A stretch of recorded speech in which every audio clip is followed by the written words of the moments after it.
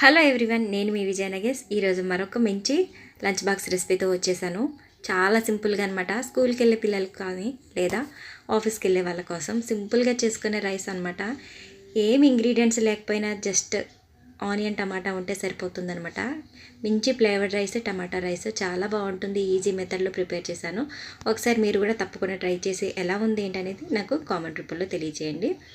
కడాయిలో ఒక 2 స్పూన్ల వరకు ఆయిల్ యాడ్ చేసుకొని హోల్ గరం మసాలా యాడ్ చేసుకోండి. దీంట్లోనే ఒక ఫ్లేవర్ కోసం అయితే ఒక 4-5 జీడిపప్పు కూడా యాడ్ చేసుకోండి, టేస్ట్ బాగుంటుంది. అలాగే సన్నగా కట్ చేసుకుని ఆనియన్ కూడా యాడ్ చేసుకొని ఇలాగ బాగా దోరగా వేగేంత వరకు ఫ్రై చేసుకోవాలన్నమాట.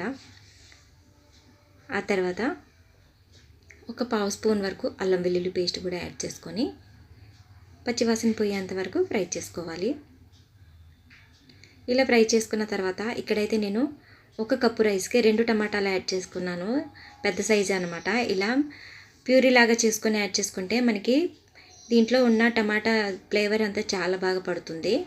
సో కట్ చేసుకున్న వేసుకునే దానికంటే ఇలా ప్యూరీ లాగా చేసుకుంటే చాలా బాగుంటుందన్నమాట. ఒక 2 మినిట్స్ వరకు మూత పెట్టేసి టమాటాలు యాడ్ చేసాం కదా, మగ్గనివ్వాలన్నమాట. ఆ తర్వాత దీంట్లోనే ఒక 1/2 స్పూను పసుపు, ఒక 1/2 స్పూను కారం, అలాగే కొంచెం గరం మసాలా అండ్ దీంట్లో మెయిన్గా సాంబార్ పౌడర్ ఒక 1/2 స్పూన్ యాడ్ చేయండి. చాలా బాగుంటుందన్నమాట. దీనివల్ల మంచి ఫ్లేవర్ వస్తుంది. సాల్ట్ కూడా యాడ్ చేసేసుకొని ఒక 2 మినిట్స్ ఇలా కలుపుకుంటే మనకి ఇది మసాలా అనేది రెడీ అయిపోతుందన్నమాట.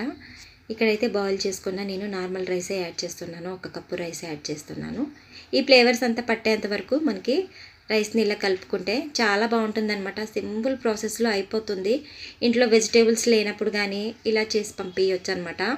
చాలా ఫ్లేవర్గా మంచిగా ఉంటుంది. తప్పకుండా ఒకసారి ట్రై చేయండి. పిల్లలు కానీ పెద్దవాళ్ళు కానీ ఈజీగా తినేస్తారు. వీడియో ఎలా ఉంది ఏంటనేది తప్పకుండా నాకు కామెంట్ రూపంలో తెలియచేయండి. ఫస్ట్ టైం కనుక మన ఛానల్ చూస్తే ప్లీజ్ సబ్స్క్రైబ్ మై ఛానల్. ఇలాంటి మరిన్ని వీడియోస్ కోసం ఛానల్ని సబ్స్క్రైబ్ చేయడం మాత్రం మర్చిపోకండి. Thank you for watching.